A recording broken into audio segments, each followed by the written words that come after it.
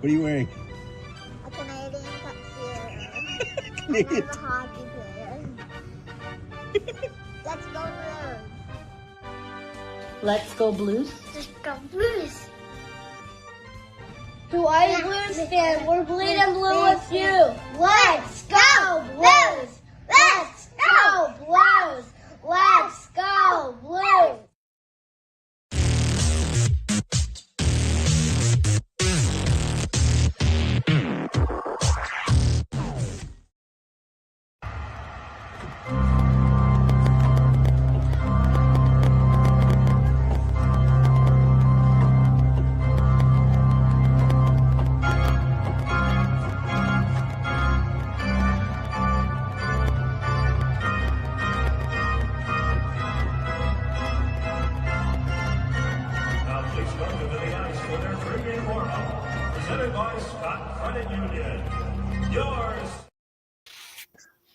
NHL hockey playoff fan report.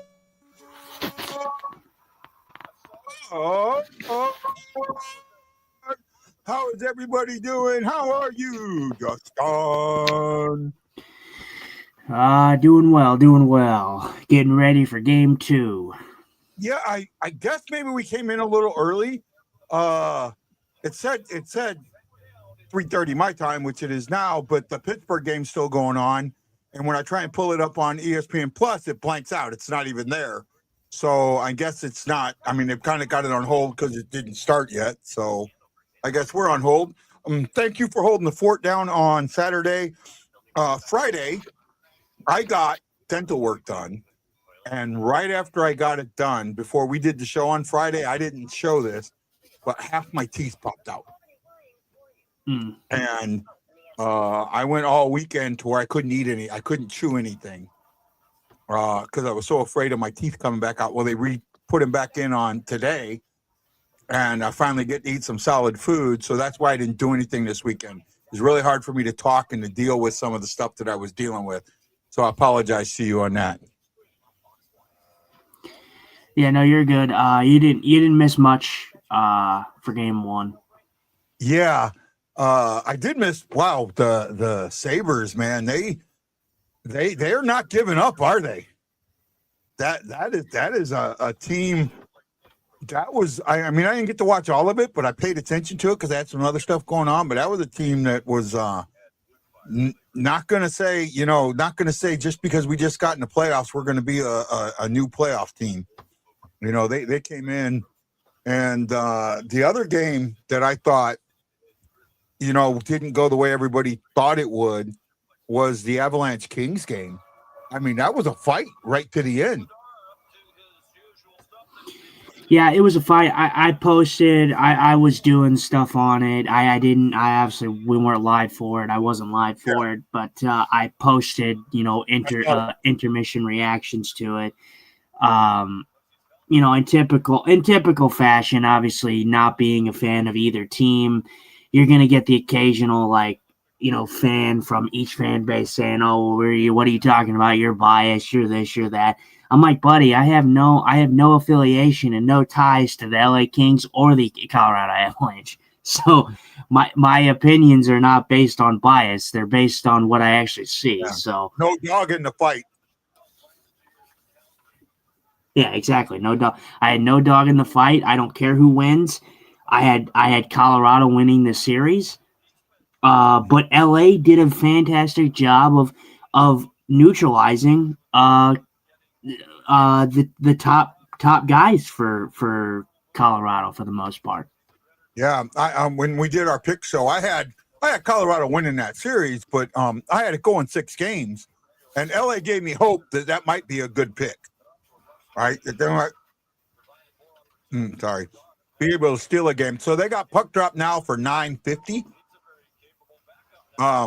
Central time or Eastern time, which is $8.50 your time, which will be about $3.50 my time. Any surprises in round 1 so far? We've seen everybody's had round 1 except Edmonton and Anaheim, and they start in about 45 minutes to an hour. Any surprises for you so far? I mean, I have one.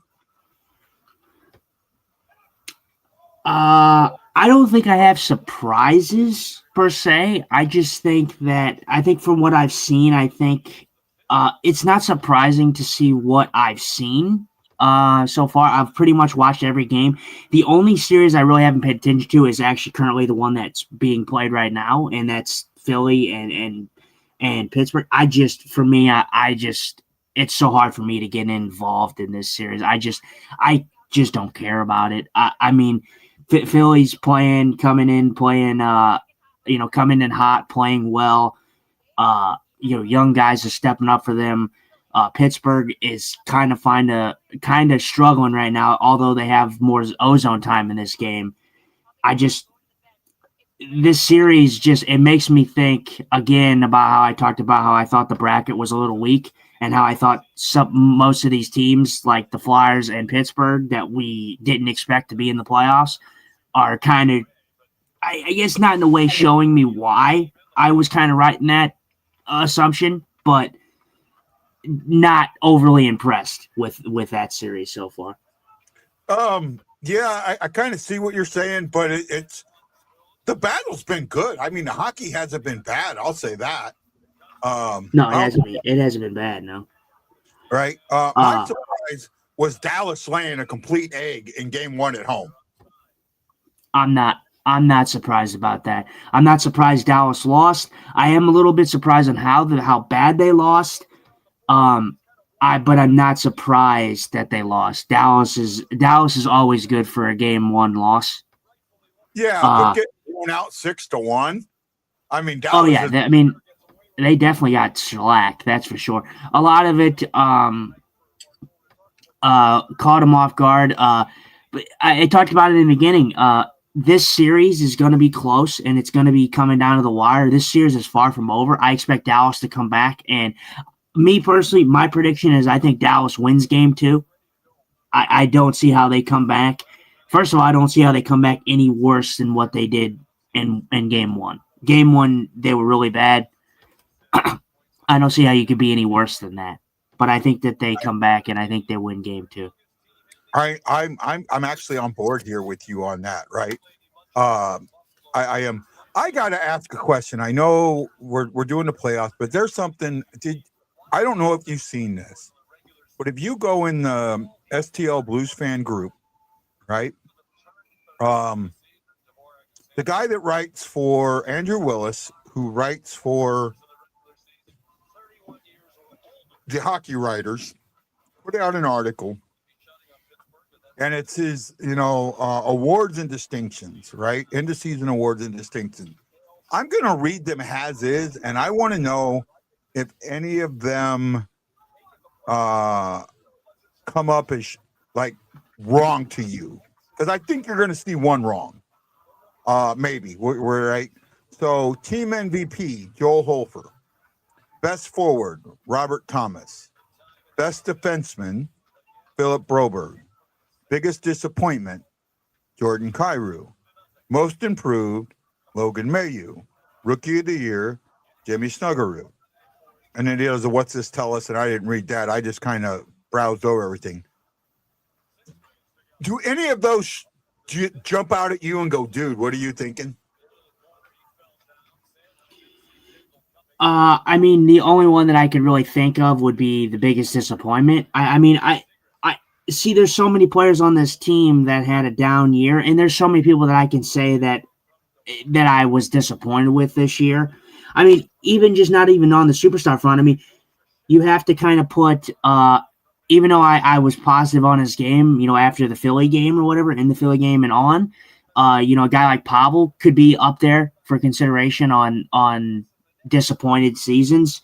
I do think that he's not far off with the Joiijn Guy disappointing seasons, because, I mean, this is a guy that's, scored, 35 goals in a season. So the fact that he only scored, 18? What was it, 18, I think, this year? And 2 of them were empty netters, so technically he scored, about 15 or 16 with the goalie in the net. So, I can't really sit there and say that it's not a disappointing season for him. I don't necessarily hate him as much as everybody has got onto him, though, if that makes sense. So for me, he said biggest disappointment. Yeah, Kyrou had a disappointing season. So did Robert Thomas. So did Pavel Buchnevich. So did Jake Neighbors. I mean, so did Colton Parayko. You can go down the line and say there's a lot of guys out there that had disappointing seasons. But I think for me, the player that was the biggest disappointment is going to be Jordan Bennington. I mean, if you look at a guy and you say at the beginning of the season, were there question marks about Jordan Kyrou? Absolutely, they were. You and me didn't have them, but they were out there. There were not question marks about Jordan Bennington out there. In fact, I went on NHL radio and said we might have the third best tandem in the league and got agreed with. And then we ended up with the worst tandem in the league for a while. So, to me, if you're going to go biggest disappointment, you got to go Jordan Bennington. I support Bennington, but overall, I think that if what you're saying, is the biggest disappointment, I'd have to go there. Yeah, I can see Jordan Bennington being that in that category. Again, I don't like to look at our team in a negative way, but obviously you do have to call it out when you see it. It was a down year for them. We both talked about it. Lance, Ashley, we think the team's going to be better going into next year. All of them had a down year, but there is guys on that list that you could put there. But I think Jordan Bennington is definitely a top candidate for the most disappointing. All right. Yeah. And then the other one, team MVP. I don't agree with that. I don't agree with that. He put Joe Hofer? He put Joe Hofer, didn't he? Yeah, he put Hofer. Well, hold on.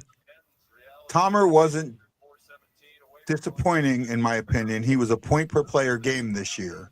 He was not a point per player game. He was close to it. I don't think he got it.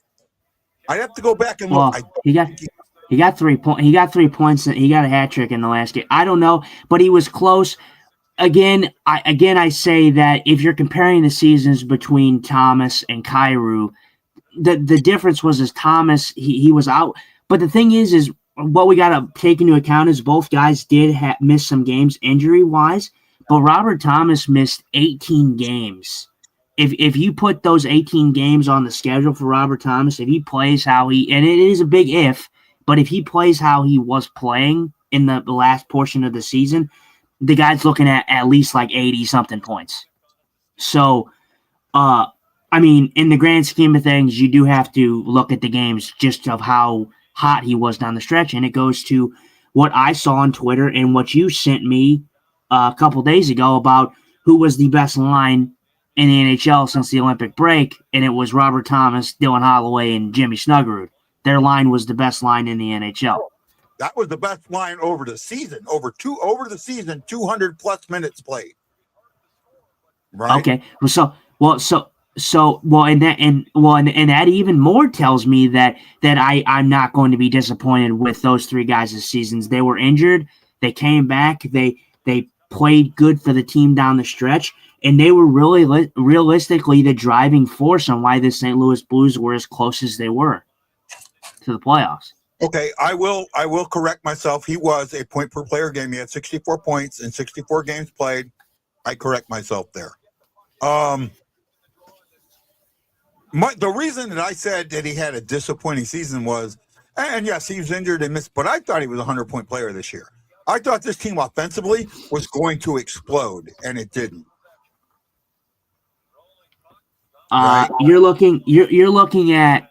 I was with Lance. I didn't think he was going to hit 100 points, but you're looking at next year. I think this upcoming season.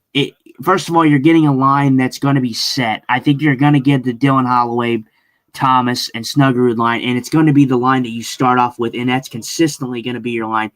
The problem with it is Robert Thomas's line combination switched 25 times in the beginning of the season, which allowed him to not get any type of consistency, with building any line mates chemistry-wise. So I think if you're looking at 100 points, if Jimmy Snuggerud has the season that he does, and it's even better than what he did this year, you're looking close to 100 points.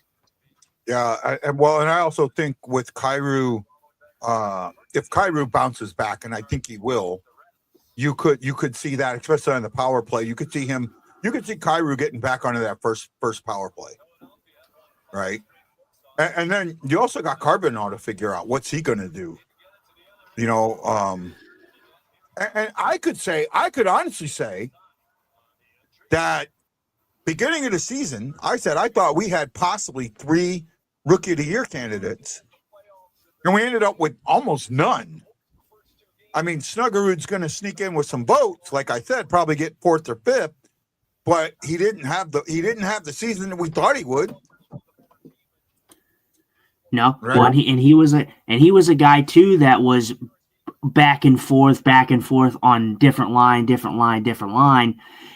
I understood that you had to change things up and you had to really get things going, but the consistency of having different line mates every single game was not helping this team. Okay, I guess the game's starting, so I'm going to try and run over to ESPN Plus and see if I have it on there now. Oh, is it on ESPN Plus now? No, it's on. Well, yeah, they're saying it's on ESPNU, but I'm going to see if it's back on ESPN Plus, because what happens sometimes is when they don't start right, they go away. They don't they just go away. They don't actually keep there to where you can see them. So I'm hoping when I get ESPN Plus, it'll show back. Oh yeah, it is on ESPN Plus.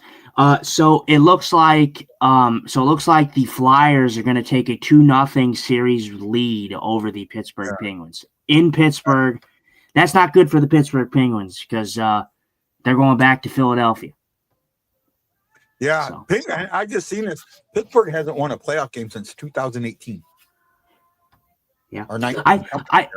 I'm sorry. Like I said, I'm sorry. This is the same thing I said about the Boston Bruins, and I stick with it. And Boston played a good game. They choked in the end, and then Buffalo was raucous, and they came back.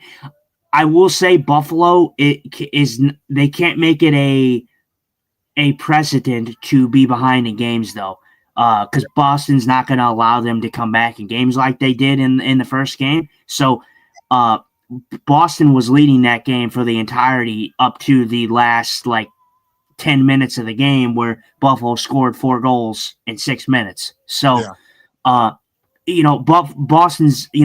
I think is a weaker team, I do think, but they're not going to allow Buffalo to come back in games like that every time. So Buffalo's going to have to bank on getting leads early.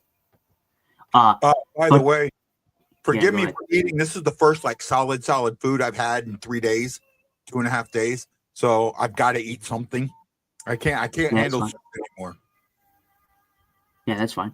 But going back to Pittsburgh, Pittsburgh is again, and I hate to be the bearer of bad news and the Debbie Downer, but this is why I said the Pittsburgh Penguins. I don't think they did themselves any favors by being. And it sounds bad, but I just don't think that they did themselves any favors being a competitive team this year. I don't think they were going very far in the playoffs, and I think that once Sidney Crosby and Malkin are done, that team's future is a little bleaker than some other teams in the AHL. I think the Blues have a bright future. I'll say that. I think the Blues. Absolutely. They're one of the teams with one of the brighter futures. Chicago, San Jose, the Blues, Utah. Those teams are going to have bright futures. But as for teams like Pittsburgh and Boston, I mean, yeah, they have some pieces. You have some of the few heavy hitters, but other than that, once those guys are done, those teams are going to be struggling. We're underway here in Dallas. Yep. So that went down. I don't know how you want me to run it. I don't know if you want me to do Well, technically, I don't know. I guess if you just want to watch it how we normally watch it, or if you want me to give some play-by-play kind of thing, or what. But If you want to get play-by-play, go ahead, and I'll be the color commentary, I guess you could say. I try my best. It's a fast game. These two teams are fast, but yeah, Minnesota did something really good in the first game. They really got at it, and they really took it to Dallas immediately. I wasn't surprised that Dallas lost. I was surprised on how bad they lost. We have an ozone face-off for Dallas. You can read the comments. I know you're. Oh, okay. Shockey said Buffalo's power play looks like they worry about what they're going to do once in the zone instead of getting in the zone. I wish the Blues power play would do it. By the way, Shockey, I sent you something. Can you look at it? Tell me what you think. Harley takes a hit behind the net on the wild forecheck. Good hit there. Philly took a 3-0 lead, so it might have been an empty net. So Philly is definitely going to take the 2-0 series lead on that one. Carolina, the series that has been the most entertaining to me watching is Carolina and the Senators. It's been fun. Both teams have been back and forth in this second game here. Didn't we say that was going to be one of the more exciting series? We didn't cover it too strong. The series that we talked about was this series and the Tampa and Montreal series, and that series is going to be fun too. Mm-hmm. Oh, Tarasenko gets the puck out in front, almost tucks it in. Ottinger, good save. I think it might have just went wide. Yeah, you're about 5 seconds ahead of me. Okay, I guess that works if I'm going to do some like color or play-by-play kind of thing. Well, keep doing it. You're fine. Mikko Rantanen carrying it into the zone, chips it into the Minnesota zone. Minnesota with a quick breakout. Tarasenko coming into the zone, chips it deep. Ottinger grabs the puck, hands it off to his defenseman, Esa Lindell. Matt Duchene through the neutral zone. Jason Robertson. Jesper Wallstedt had, speaking of Jesper Wallstedt had a good performance in his first playoff start for the Minnesota Wild. He wasn't overly tested, but he was good when he needed to be. I know you didn't get to really watch the game, but no. But Sunday, I did catch my first peacock bass. Oh, did you? Nice. Yeah, I did. Found a guy that took me out as a charter for a decent price. Not what not what some of the guys. 15-year-old kid took me out on his 27-foot John boat, and toward the end of the day, I finally hooked a little one. It's on my Facebook page. There's the videos there. You can see me. I had it with my camera. My chest camera caught it. Yeah, I'll probably check it out. I probably did see it too already. Bogosian throws it across to his D partner there. They Wild get it in deep. Gets deflected in, no icing. Good forecheck. The Foligno brothers on the fourth line for Minnesota getting in on the forecheck as we know they are. Middleton circles it back to Trenyon. I thought this series would be a little more physical than it's been. Yeah, the physicality has not picked up as much as you would have thought. The physicality of Dallas obviously was frustrated, got a little physical near the end, but not overly physical. Oh, wow, what a hit there by Minnesota. I don't know who that was. That was Trenyon on I actually don't know who he hit right there, but a good hit there. Radek Faksa, Blues legend. Yeah. Minnesota Blues carrying that puck in the zone. Radek Faksa turned the other way to the neutral zone, chips it in deep. Sam Steele on the forecheck. Or Oscar Beck, sorry, not Sam Steele. Same number. Sam Steele was the same number as Robert Thomas. Harley shoots the puck. Oh, Faksa puts it right through the crease. Boldy on the forecheck. Harley, good spin move to get away from them. Rantanen took a lot of undisciplined penalties in the last game, and it looks like he's taking another one here as Minnesota's got a delayed penalty coming up here. So this is kind of what I talked about, though. This is for me. If Dallas is going to win this series, they're going to need to stay out of the box. And I know that I get a lot of slack for saying it, but it is the truth. It's the same way. It's the same thing I talked about when I talk about Montreal. They are the definition of power play merchants. So do not put them on the power play because they will make you pay for it. And they certainly did in the last game. They're showing the replays of some of the goals if you're interested. Oh, yeah. The last game. I'm trying to do like 3 different things at once. You know me. Joel Eriksson Ek scored 2 power play goals, both pretty much in the same exact spot in the slot, uncontested. What do you mean? What question? Oh, I thought somebody just scored. Nope. E says, my question, I didn't see it. E, what was your question? Carolina's a dark horse. I don't think they're that dark of a horse. Carolina's played the best out of any team that I've seen in the playoffs right now. They're absolutely killing.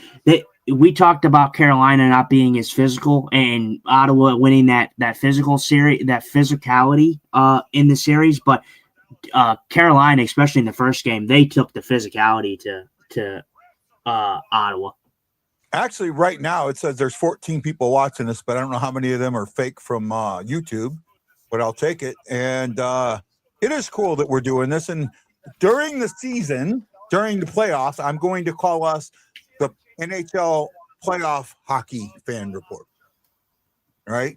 We're still the Blue Note fan report, but I'm going to let other people, if I put that as the name, maybe people don't see it as much or get it as much. So changing the name just a little bit. All right. That Blues.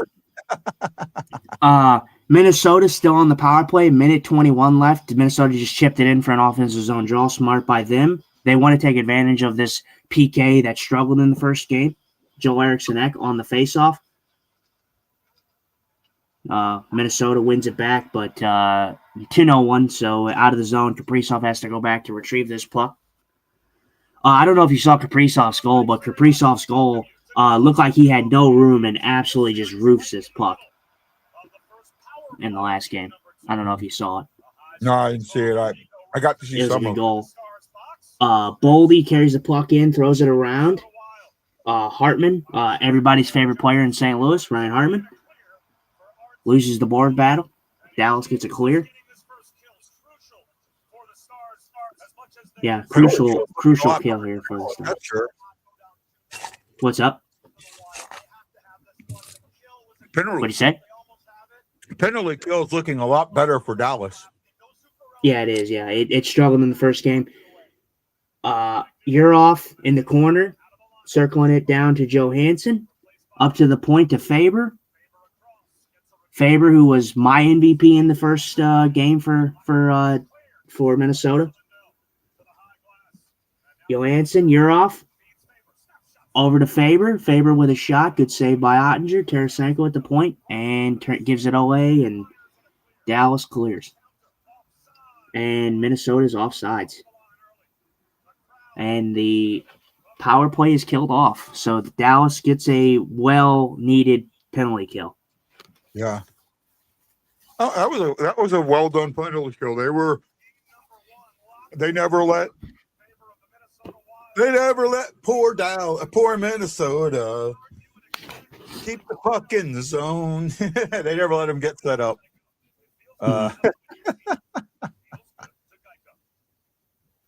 Right. Well, I hope for all the people that were giving me crap for my Dallas hat last game. I don't have a Minnesota hat, so I hope you appreciate my Kachina hat tonight.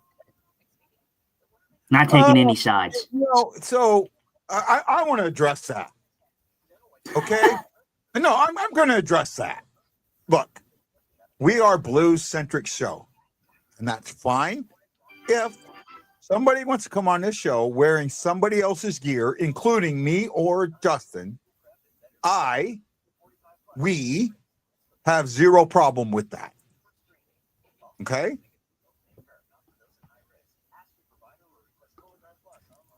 Guido asked, this is a good, do you see any position being added to / improved? I think the number 2 center spot is something that has to be added to or improved. I think depending on what you decide to do with the goalie, your backup goalie may need to be improved. And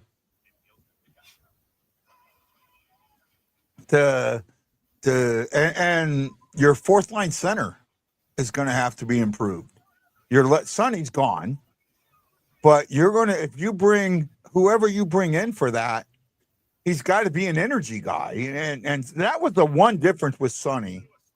When he was on that fourth line, it felt like he killed the energy of the fourth line. Right? Who was the guy that ended up playing on the fourth line for a while? Finley did really well down there. Right? Yeah. I think Finley I think will be an option on that fourth line. You could the thing is you have what you're shoring up though is you have quite a bit of options. Even Sundqvist not being here, you still have options. Finley, I think, will be here. Obviously, I think you should keep Suter, Pius Suter. So Suter, he can play center. He doesn't have to play center. They had him on the wing quite a bit. Suter's a dynamic player. He can play anywhere. But you have Torchenko, you have Walker. You just have a plethora of guys down there. Sundqvist is a guy that, like I said, although a team guy, he's a guy that just doesn't have a spot on this roster. So and here's the good one. I've seen you, Shags. How you doing, Shaggy? He asked trade Bennington. Depends on what you're trading him for. What are you getting in return? Yeah. So I was talking with a buddy from my fantasy league, good friend from my fantasy league, and we were talking about this because I have 4 Blues on my team, and I need to get rid of at least 2, one if not 2 of them. And I have on my team right now do some trades and other things, and I kind of gave up on the year, I just kind of quit. But remember, I'm in a keeper league. We draft every year. Well, we draft every year, but you draft in draft picks. You're not drafting, resetting your team. I have Thomas, Bushnevich, Suter, and Bennington. Now, Suter I had before he got traded to the Blues. I just kept him all year. Bushnevich I made a trade to get because I got a first-round pick with it. Right? I got some good stuff with the trade. I gave up a goalie and got some good stuff with it, so I was okay with it. When it comes to Bennington, for me, there's a couple of things that are gonna manifest or determine what happens with Bennington. Number 1 is going to be what happens with Edmonton this year. If they get to the finals again, Edmonton is cup or bust. I don't think they're going to win the cup, and I kind of don't want them to, but they're cup or bust, right? Everything that they're doing right now is to shore up their goaltending, but their goaltending isn't as much of a problem as their defense is. And if they get knocked out before the finals, they're going to make a big swing at Bennington. Problem is, first, one of 2 things. First of all, if they make that swing, it's going to be a big swing. They're going to have to give up a very good young piece, right? Like, they're going to have to give up somebody of Ryan Nugent-Hopkins' stature. They're going to have to give up a big piece. And they don't have a lot of picks, and they don't have a great prospect pool. So that's going to be one. What are they going to be willing to give up? And the other thing, if I'm the Blues, I'm still looking at this and going, and I know I've said this, and Justin, I think you sort of kind of agree with me. I still think Halford needs that veteran presence. I don't think he's the veteran yet. Right? Oh yeah, I don't think he's a veteran. Well, and I want to run this by you because it was circulating through my mind, and I still don't agree with what this team did. The thing that makes it difficult with Bennington, the problem is you have to get something for him. I can't sit here and say, okay, take Bennington and package him in a deal to where you move down in the draft, because it makes no sense because you're not getting a goalie in return. So you can't really do that because you're not getting a goalie, and none of the goalies in the Blues system are ready to come up and back up for Holfer. So you have to bring in a guy who's willing and able. The disappointing thing is I wish that this team was better, and preferably not in our division. Mm-hmm. Oh my God! What a save by Jake Ottinger. Sorry, I had to pick that up. What a save by Jake Ottinger, keeping this game 0-0. Oh yeah, this there it is. Dallas scores. There you go. I don't know how this one goes in, but this looks like a nothing play, and it turns. We got the horn going for Dallas. Who would have thought a Blues fan would have got that horn going for Dallas? This is what we'll hear if Minnesota scores. Oh, no, wrong one.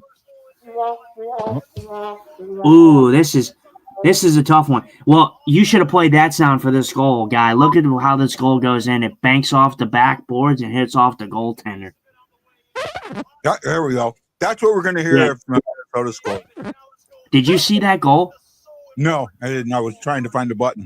It bounced off the backboards and bounced back and hit Jesper Wallstedt in the back and just went in the net. That's a bad bounce. I knew it was a weak one, but it wasn't on him. It was just a lucky goal. Dallas might have needed that. Dallas, I think. Dallas they did. Here it is. They're showing it again, I think. Well, good drop pass there. Wyatt Johnson. Yeah, he just throws it to the net. It goes wide. Yeah, goes. I think Harley passes this back a good play, and then Wyatt Johnson just banks it. Did somebody else touch it though? Johnson, no, I think Wyatt Johnson shoots it off the boards, and the puck bounces back and hits Wallstedt in the back and goes in. Yeah, I'm still not. I think you hold on to Bennington through the beginning of the season. And if in the beginning of the season you do another one of these dumpers where you dump it, you don't play well, then put him out there and see what you can get. But if you're playing as well as I think that this team can, you keep him. I'm okay Bennington walking next year with nothing if we make the conference finals. Oh, just wide. Sorry, I'm trying to comment on the game as well. Dallas, throws his puck, just misses. But no, again, let me start. Hayes get in, throwing this puck to the front, bounces all over the place. No, but let me finish my thought. This team, I didn't like what they did. Just their deciding factor on who they went with, and I don't know if you'll like this or not. But I wish in a perfect world the Blues could make a trade with this team, but it won't happen because of where this team is. But UC Saros. Saros if you want a veteran presence, there you go, veteran presence right there. Well, it's not. I'm not opposed to it. Robertson gets the puck. Duchesne, just misses. Sorry, I'm listening. I'm just if I'm not opposed to that, but I also feel like Saros is one of those. He's got to have a good team around him, goalies, right? If there's a good team around him, he does well.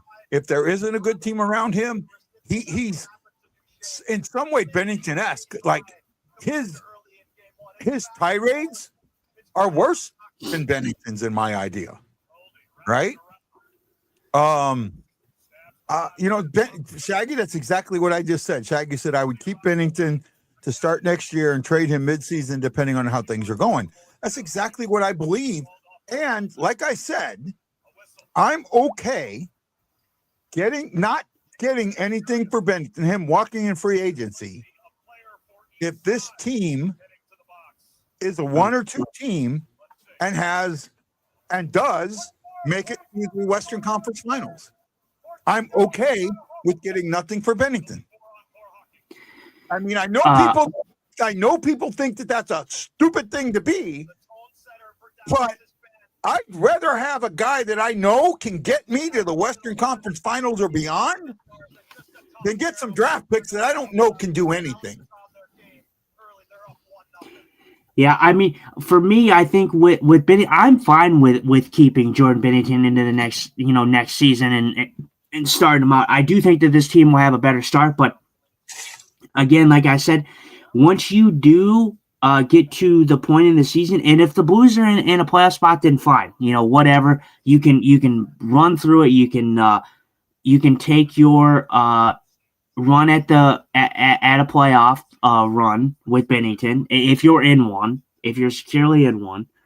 But if you're not, I'm still under the impression that you don't have to get rid of him in this offseason, but you need to trade him in the midseason if we're not in a playoff spot.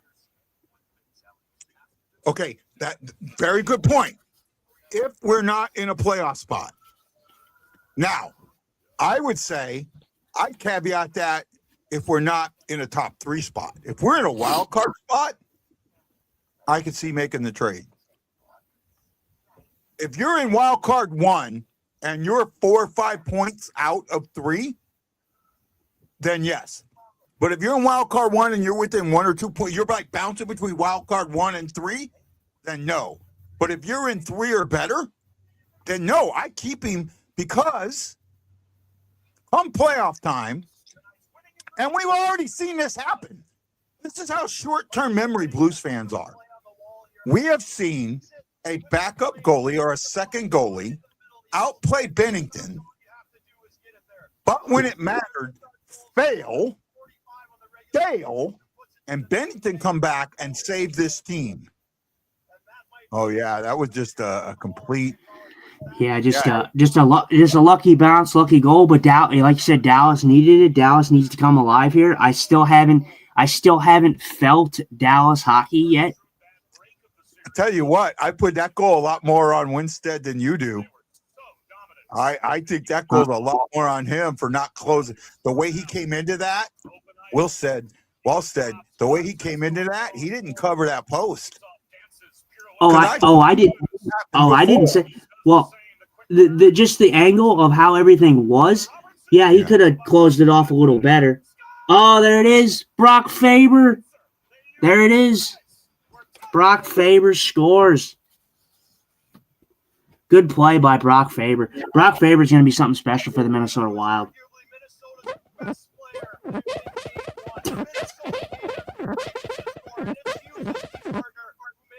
There you go. Quinn Hughes starts this play, hits off of Robertson, goes back to Faber, and Faber just has no problem. Skates right in the middle, prime real estate, and puts it home. Oh yeah. I saw a lot of Dallas faithful blaming Jake Ottinger for last game, and I can maybe see about one goal maybe being on him. But when your team is not covering defensively, when your team is letting up and giving Minnesota this amount of space, you can't blame your goaltender. You can't. John Hefner, Jason Nichols, Guido, Ray Dominguez, Aaron Nels. Thank you. No, I'm with you. And Shaggy said, if you think about it, having Bennington leave now can only hurt you, but keeping him can only help. And I agree with that. I really do. Now, getting back to what I was saying, we have seen where a goalie outplayed Bennington, who was the starter at the time, but in the playoffs, laid an absolute egg. Bennington came in, and basically the thought process is, if he doesn't get hurt, that's a cup. That's how good he played in the playoffs. So I'm not ready to go, Joel Hofer is my playoff goalie yet. I'm just not there. Oh, what a save by Jake Andre. This line, this deep pair of Quinn Hughes and Brock Faber is something hefty to deal with. Absolutely huge save by Jake Andre.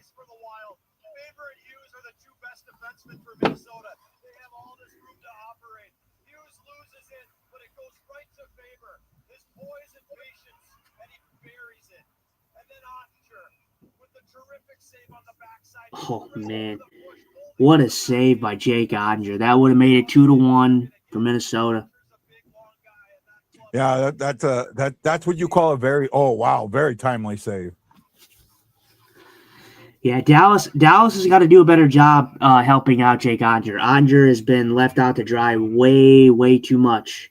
He's not getting the coverage. He's not getting the support that he needs.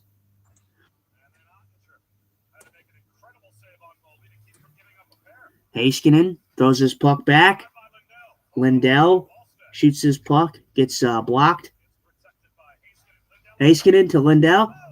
Oh, Lindell hits the post. Oh, why Johnston? Oh, why Johnston gets blocked, tries to reload and shoot again. Bogosian, back to 5-on-5 hockey here. Jamie Benn and Kaprizov coming together. Heiskanen regrouping behind the Dallas net, trying to find a proper breakout. Gets her to Sam Steele. Sam Steele breaks in with speed, stops on a dime, throws it down low. Rantanen working down low.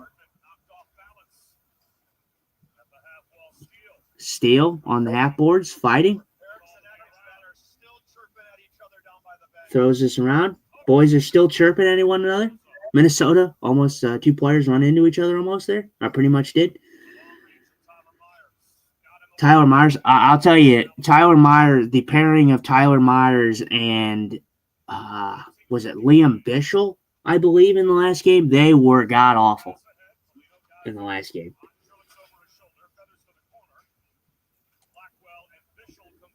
Bichel, Blackwell, third line kind of on the ice.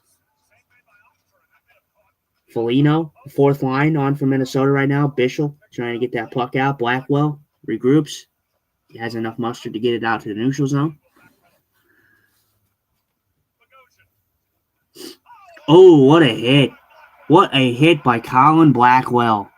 Absolutely great hit. I don't know how great of a hit it was. He absolutely levels Trinian. I don't know if this is clean. I don't know if it's dirty. But something's happening here. I thought it was a good hit. Yeah, he absolutely drills him. Colin Blackwell. Trinian's still down. Hopefully he's okay. What's your OT winners for Sen Canes? Oh, are they in OT? Oh, they okay. The Sens. I don't say I'm not saying it's a must win, but the Sens really need it after how good Carolina's been. I mean, Carolina's been so impressive to watch. Yeah. Trinian, man, Trinian is not some small customer. This man's ginormous. This man's pretty big. Let's see this hit. If he's holding his nose like that, it broke his nose. Oh yeah, Bogosian. Yeah, it's a clean hit. There's nothing dirty about it. It's a clean hit. Bogosian kind of suicides Trinian with a pass. Oh yeah, that's a legal hit. He hits him shoulder. Absolutely. That's shoulder to shoulder. Yeah, I mean Blackwell. Trinian is not a small dude. Trinian is, I think he has a few inches on Colin Blackwell. And Blackwell, you can tell he's a smaller guy. Yeah, he's the smaller guy, I should say. Yeah. But yeah. That felt like that absolutely felt like a no, I can't even say it now. Dum give me a suicide pass? Huh? Legal hit. I mean, shoulder to shoulder. Oh yeah. Yeah, no, it was a legal hit. It was more like a suicide pass from Bogosian. Bogosian tees this up and absolutely gets his line mate killed. Yep. Who do I have though? What is he saying? My name, what? Who do you Kevin. think scored the OT winner for the Sens and the Canes? I don't know players well enough to say that. Well, give me. Sens. Give me. Let's see. Give me. For the Canes, give me. Man, who do I want to go with? Stankoven's been a beast, but do I want to go with Stankoven? I feel like that's too obvious of a choice.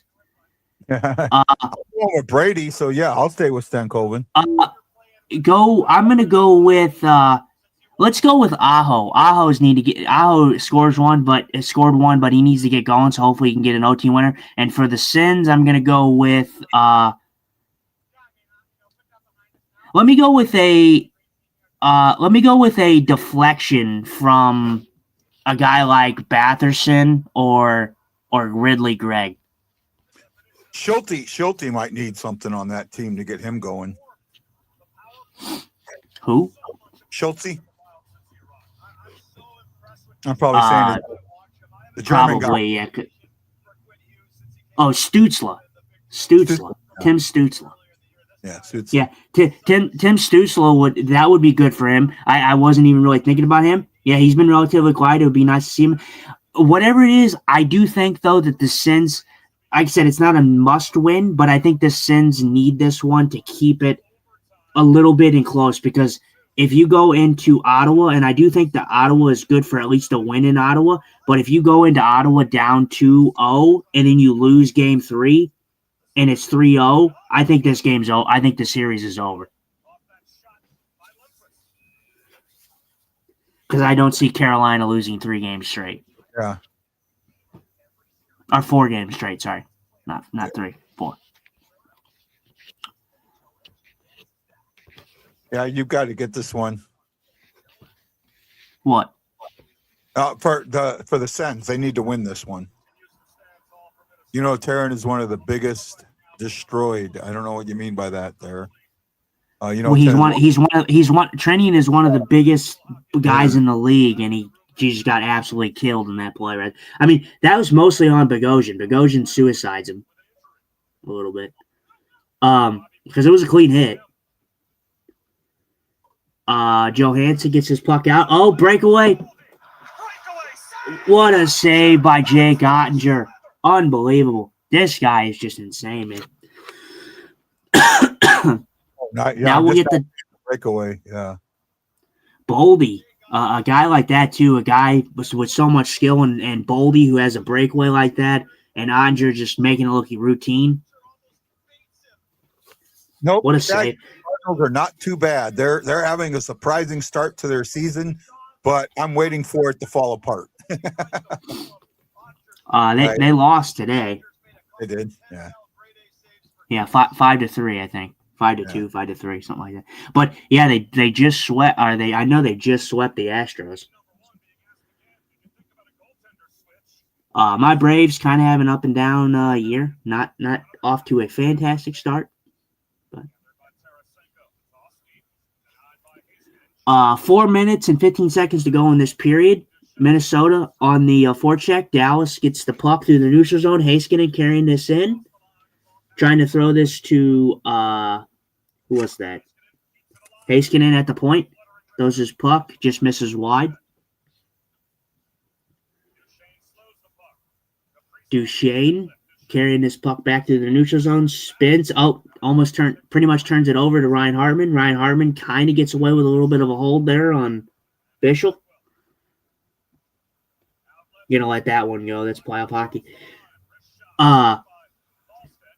Good shot there. That hit back there on Turner. That was playoff hockey.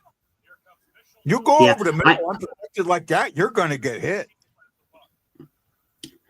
I got a lot of slack for saying I was talking about there was a play in the beginning portions of the game of LA and Colorado, and I said that Colorado got away with an interference, and my comment section got flooded with Avalanche fans saying, "Oh, it's not a dirty hit. That's a clean hit." Brother, I never said anything about dirty. I didn't say dirty. I didn't say it was a dirty hit. I said it was interference. Yeah. It's something could be interference and not be dirty. This was clearly interference. Josh Manson, he doesn't play the puck, and he hits the guy that's running to the puck. I believe it was Scott Lawton, and I'm just like, come on, man, just like don't be a biased Avs fan, man. Come on.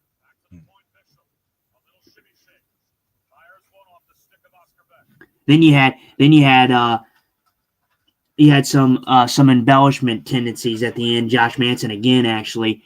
LA gets a high sticking penalty, and this barely even touches him. Oh, is that game? That game's tomorrow, ain't it? Yeah, I'm talking about in game one when I covered. I wasn't live, of course, but I covered the games and whatnot. But it got to the point where it was like, oh, what was a penalty and what wasn't. But like, I call it because, like I said, I have no race in the horse, so I have no reason to be biased. Yeah, I just call it how I see it.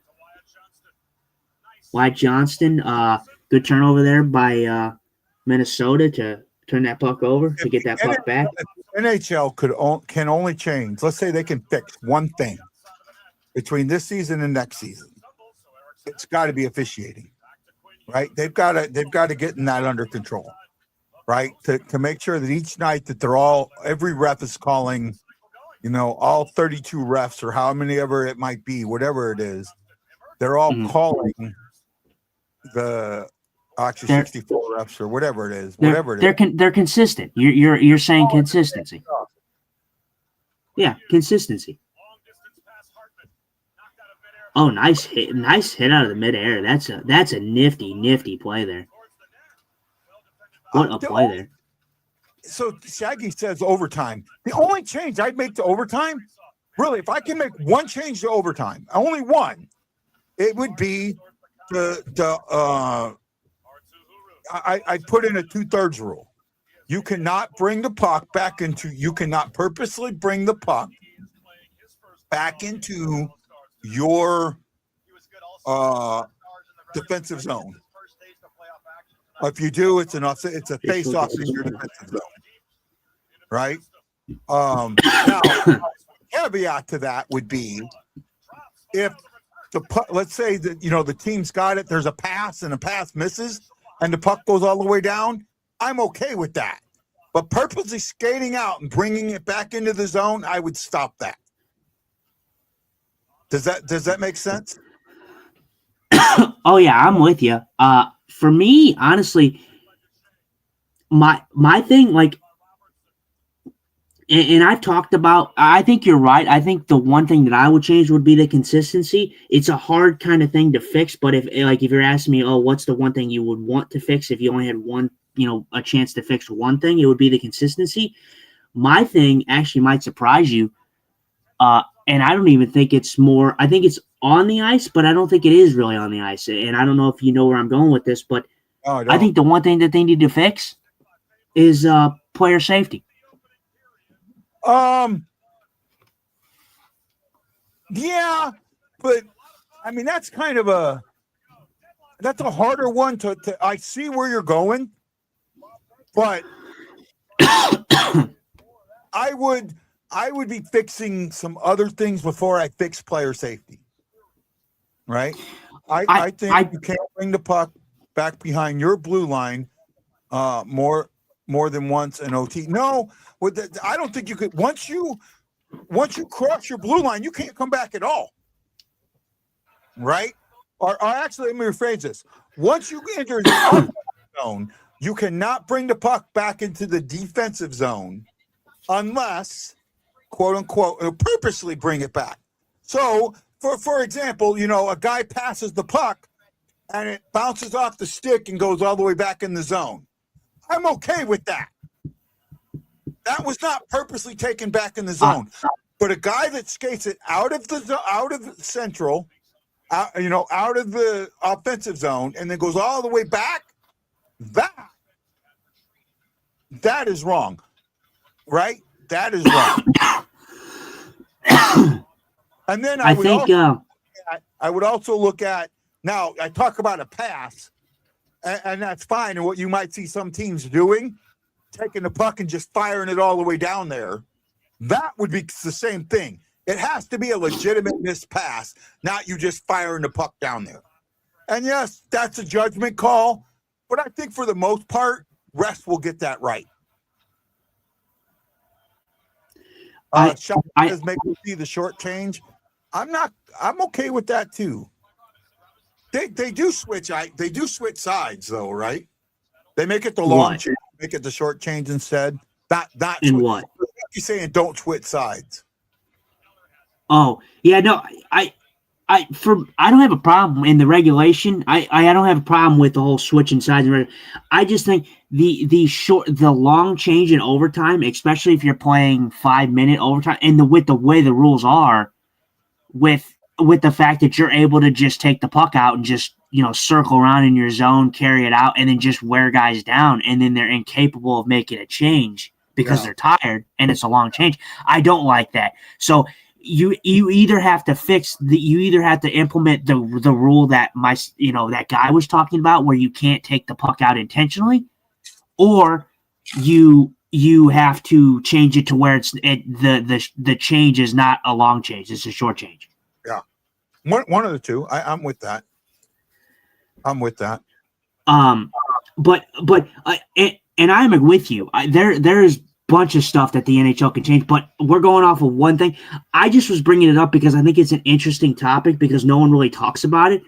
I personally think that player safety is a thing. Obviously, it's not in the game aspects of things, and I mean it is a little bit because of but I think keeping players safe is important, and I think the first step of just getting everything right is, I know you don't like it, but Peros should be gone. A few years back, I said the DOP are dopes. DOP, and I put the E, a small E, with the DOP, small E, and then a S, because they're not. You talk about consistency; they're the least consistent one in the group. I know. And that's kind of why I was thinking outside the box and throwing that one out there, because I don't think most people think about it. I think most people think about the game, like the physical game changes, but I think that these players need to be safe. And I know you don't like when I do it, but the first thing to change is Peros needs to be gone from his position that he holds right now. He needs to be gone. I am not completely opposed to that. What I'd like to see, though, I'd like to see one player from every team have a Department of Player Safety representative. And if let's say there's an issue, right? Teams from you take 3 players, 3 of the representatives that are not playing the team that either one of the teams that were involved in the next 10 games, and they're not in the same division, not the same conference, away out of it, and say, okay, you get to weigh in on it too, right? And I think that would be a good way. And the other thing that I think needs to change, and this is something that it's not the NHL that has to change it, it's the NHLPA and the NHL, because it's a CBA issue, is fines. Fines should not be a dollar amount. They should be a percentage amount, right? A first-time fine is 1%. A second-time fine is 2.5%. Third-time fine is 5%.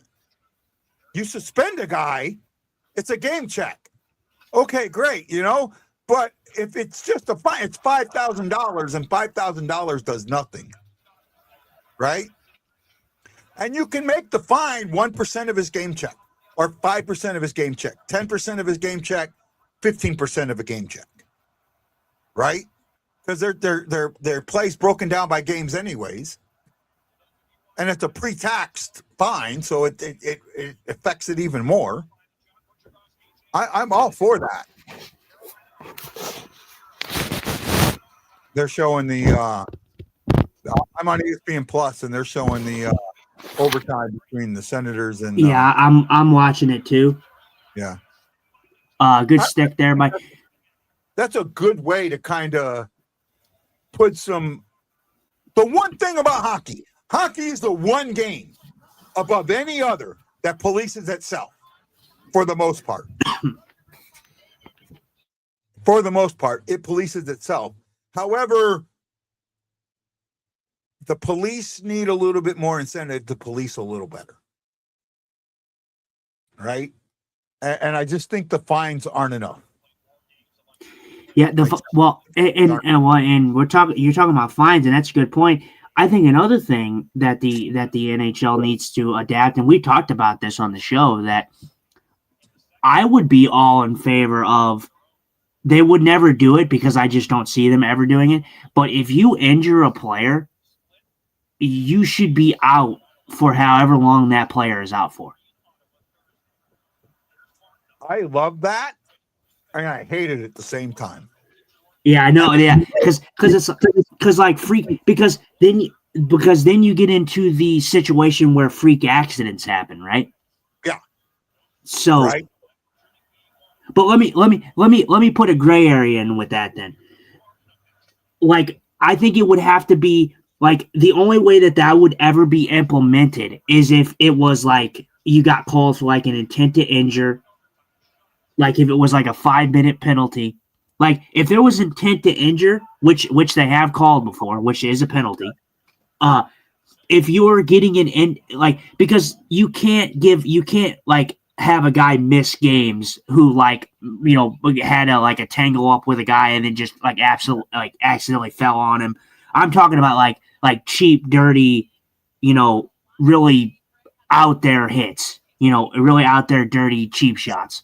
Like, there's ways to distinguish it, and it's not that hard to look at. Like, if you call a 5-minute penalty, chances are you intended to injure that person. I mean, not all the time, but most of the times, yes. Right. Who is the most fined player in the NHL? I don't know. I don't know either. I couldn't even tell you. That's a good question. That's a good question. To find out. You could find it out, but it'd take a little bit. And then intent to injure can be a mistake if tangled up. I mean, that's true, and there is some back and forth with that, and I get it. There's and again, this is all stuff that all of the player safety stuff is CBA stuff, right? All of it is CBA stuff. So that's where it makes it a little different, a little bit harder to deal with. But there are things that can be done to make the game better. There absolutely are. Every fight is intent to injure. Yes and no. I mean, yes and no. And but we're not talking about.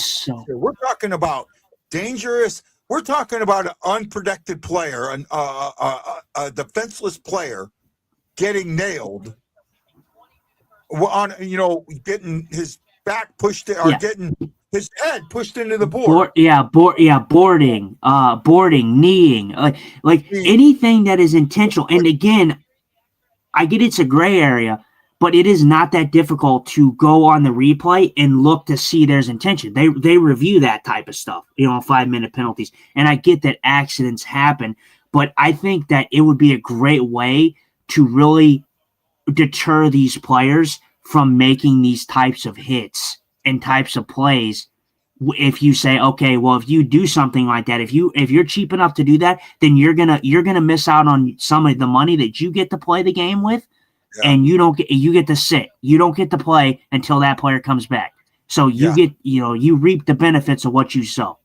The other part of that is like if it's an injury that goes beyond the next season, I say that penalty ends at the end of the season. Oh, absolutely. Right. Yeah. You can't. Yeah, you can't. But see, the thing is if you are out there, obviously, I know anything freak accident could happen to where like one wrong move could really hurt you for seasons. But like if you're really making a hit or a play that results in somebody missing multiple seasons of their career, you got a serious problem on your hands because you should not be out there. You should be competitive, but you should not be out there trying to kill people. the concussion protocol things. I mean, I know Mershad's gave people concussions. There's other people that have given guys concussions out So there. I have a question. Though. So for this question, who's someone asked, are you asking who's the most fined player in the league right now this season? Or are you saying like as a whole? Yeah. And actually, we had someone get slew-footed this year. We brought up slew-foot. Who was it? Didn't Cairo get slew-footed? Isn't that why he missed some games? It was either him or Suter. So one of them got slew-footed. Yeah, I think it was him or Suter. And it was by actually Ottawa, one of the Ottawa guys. Yeah, that did it. So but yeah, I mean that's just my opinion. Obviously, it's a gray area, but I think that it would really deter players from making dirty, cheap hits if they have a repercussion of missing some time of their season. Yeah, well, it should, but it doesn't always It doesn't always. Now they have that repercussion now, right? They could miss 5 games, they could miss 10 games, and that goes into the player assistance fund. But here's the thing. Let's say this. Let's say player A misses out. Player A hits player B with a dirty hit, and player B's out for the season. Who was the guy that hit Matthews? Radko Gudas. Radko Gudas currently holds the lead for the most fine this season. Okay. If Gudas tore Matthews' knee, Matthews was out for the season, right? So Matt Gudas should have lost his paycheck, right? Now, here's what I think should happen. He's out. He loses his paycheck for the rest of the season, but that paycheck goes to the league fund. The other half goes to the team that he injured. So here I'm going to ask you, because it's interesting, because we're talking about who is the most suspended and fined NHL player in history. Wow, that's It's believe me, don't think too hard about it. It's not that difficult. And I will give you a hint. He plays now. It's a current player, isn't it? It's a current player. He plays now. It's either Marchand or Tom Wilson. Who do you think? I'll go with Wilson. Damn, I wanted you to win. Nope, Marchand. Marchand is the one who holds the record. But you are right. It was one of those two. Marchand holds the record for historically being the most suspended and fined, while Tom Wilson holds the league lead for most penalty minutes, total career penalty minutes.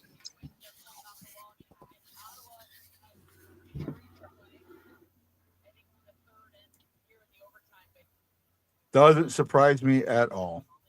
No, it doesn't. But yeah, I'm surprised. I think surprisingly enough, this player there's Radko Gudas, what we talked about. He leads with the highest fine of this season. Guess who the second player is that leads with the second highest fine? And there's a player here that we've talked about this season, but it's not him. There's a player in between the two guys that we've talked about this year. Oh, I honestly don't know. I'm totally blank. I'll give you a hint. You'll never guess it, but I'll give you a hint. They're in the playoffs. Is it a Central Division? No, they are not. They're in Eastern Conference. Eastern Conference. Eastern Conference. That's all I'll give you. Kachuk? What's up? Kachuk? No. You will never get this player because it kind of happened towards the end of the season. Then no, I don't know. Evgeny Malkin. He got one for slashing. I don't know if you saw it, but it was a pretty bad slash. Yeah. He got fined $158 million. $158 million? You mean 1,000? 158,000. Sorry. Yeah. But that's your second highest. AJ Greer, who almost could have paralyzed somebody, only got 13,000 fine. That's why, I mean, it needs to be, fines need to be more of a percentage of what they're making or a percentage of their game day check. Mhm. The idea of finding more, cut more game time, Marshawn's numbers would be cut to a quarter. Yeah, they would. Right. But also with his pay, he wouldn't be earning as much because I mean, that would get brought into it. You know, hey, why are we going to pay you this? You're just going to pay it to somebody else. We're not going to pay you this. Is the Minnesota game back on or no? Not that I'm seeing. I'm still seeing a Toyota Okay. Or a Nissan commercial. I would assume that we're still getting it. Good save there by Omar. This game's been back and forth. Carolina took a 2-0 lead. Ottawa came back and tied the game. Carolina has 37 shots on net, so about to be in that 40 mark. Omar's been good when he's needed to be. Freddie's had some big saves in this game. Yeah. It's been a good series. This I think has been obviously we just got started, and I think Tampa and the Canadians are going to have a hell of a series, and I think Dallas and Minnesota are just touching the iceberg. Yeah. But this series has been the best from the two games that I've seen so far. Well, hey, I say we go to about the 10-minute mark of this period, then that's going to be it for me. My teeth are bothering me. All right. I think I can go to about the 10-minute mark, but my teeth are bothering me a little bit. I got to get some more ice. I'll be right back. All right.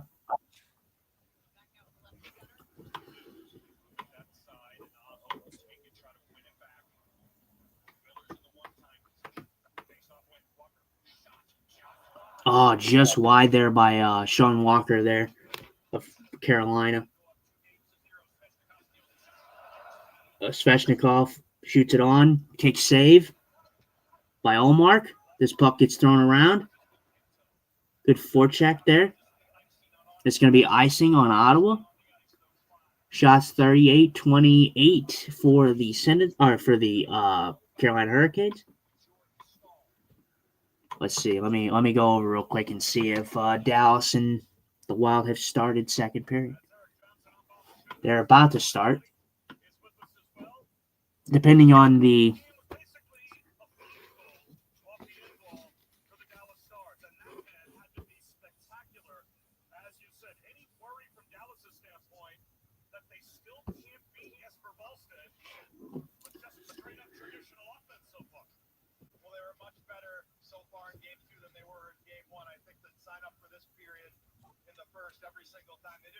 hopefully Dallas can get to their game early here. Rantanen dumps the puck in. Rantanen on the forecheck here, getting the puck behind the goal line.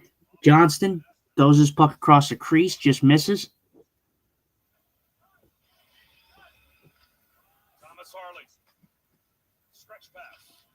Harley tries to throw his puck. Kaprizov gets this puck, throws it in deep. Ottinger back to move the puck. Got it out to neutral zone. Tarasenko, but Minnesota's offsides. Jared Spurgeon. Let me switch over. I'm gonna keep switching over. I kind of want to see how this Carolina Senators game plays out as well. Excuse me. I didn't even hear you if you did something. Yeah. Stützle. Kachuk backs his puck up. Oh, good pass this time. Stützle gets. Oh, he hit the post. That was the game right there. He hit the post and went right back to the crease. Oh, my goodness. Senators almost get the win there. Couldn't have got any closer there. All right, back to Dallas. Bork tries to get that puck in deep. Doesn't get it far enough. Puck gets deflected out of play in the neutral zone.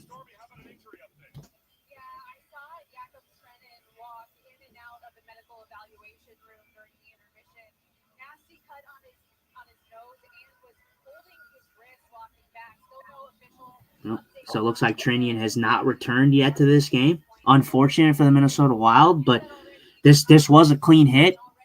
You know, hate to see it, but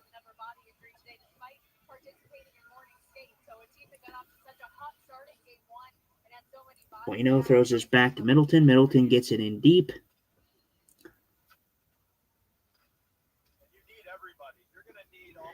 Middleton back in his own zone, gets the puck up quickly.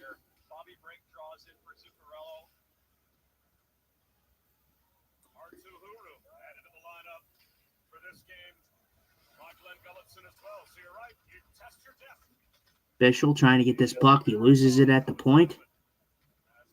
Myers turns the puck back. Steal.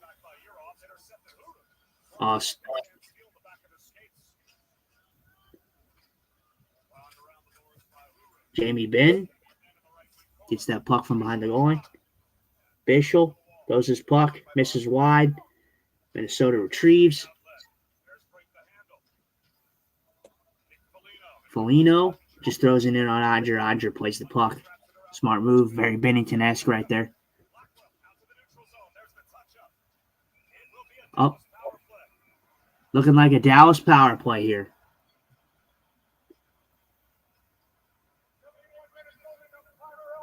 Yep. Elbow to Foligno.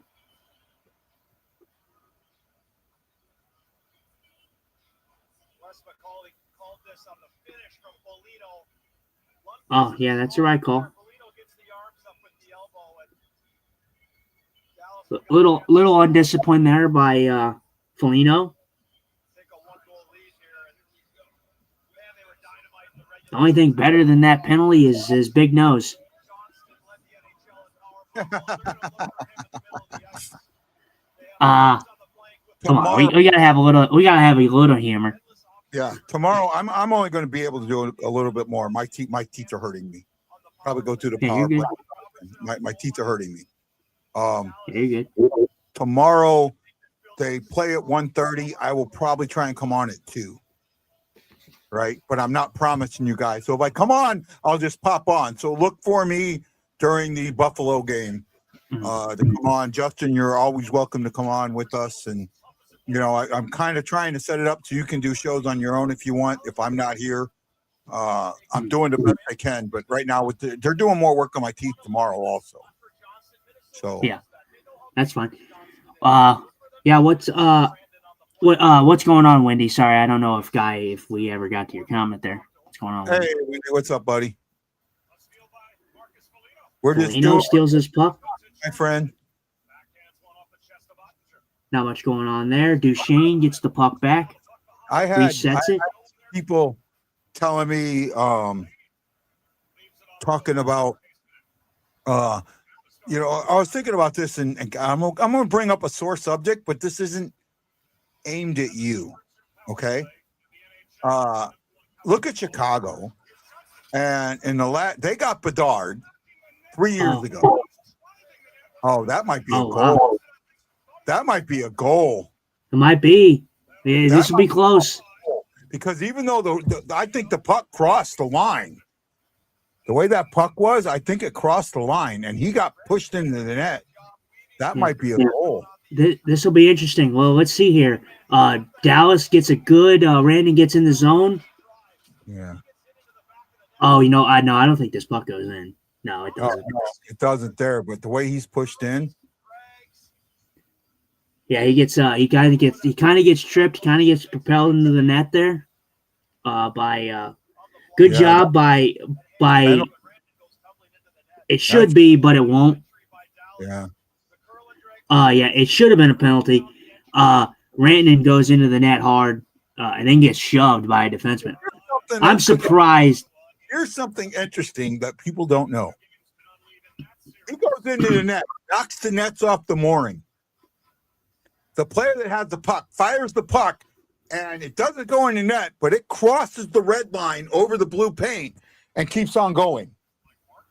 That would be counted as a goal. As long as the whistle didn't go, that would have been a good goal. So that's Brandon gets his puck to the front. Good cover by Boston. Say again? No, I just was calling out the play. Well, a la 2019, the Blues scored a goal like that in 2019. The Blues scored, passed the puck across, and the Blues scored, but the shot was already coming through, but the net got knocked off the moorings, but it still counted. I don't remember that one. Yeah, I would I believe it was in that run. I would if you because I always watch it sometimes. I always love going back and reliving the Blues video on YouTube for the Cup. So if you ever go back and watch it, then they show the goals, you'll see it. The one that I remember the most is the Parayko one. Yeah, that was the one. That was the one that hit off Ben Bishop's collarbone. He says the Blackhearts got Bedard at the very beginning of the rebuild, and the Blacks are now shifting the rebuild. Oh, Wyatt Johnston, good move. Conversation. You finished last place in the division 4 years in a row. What happened? I didn't hear what he said. So he said you were bringing something up about Bedard and the Blackhawks, and that's exactly what I was bringing up. You know, everyone wants a superstar. Well, Bedard goes to the Blackhawks, and they've gone nowhere. He scores. Sorry, I had to call it out. What a play.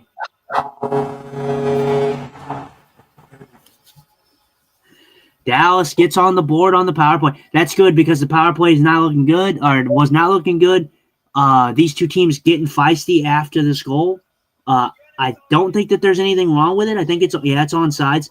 Randon makes a good play, passes it right over to Matt Duchene. So 96 connects with 95. Yeah. And we got a power play goal. Yeah, that was a good goal. Well, the spiciness is over the trip into the net and all of that. Right. And Faber's not happy. Or Minnesota in general's not happy. I think you're still 3 years away from the wild card, bud. I really do. 2 years at least. Right? You look. Well, he's allowed to clap early because I'm not paying attention to it. I'm sorry. No, I just want to say I'm kind of doing. I'm trying to do a play-by-play of things. So if I see a goal, I want to call it out. So no, you're not. You're okay with that. Yeah, go ahead. You think the Blackhawks are still 3 years away from the wild card? You know, you can't. You finished last place in the division 3 years in a row, if I remember correctly. Well, maybe you weren't. Were you last year too? I think you were. Right. It is 2-1 Dallas, bud. And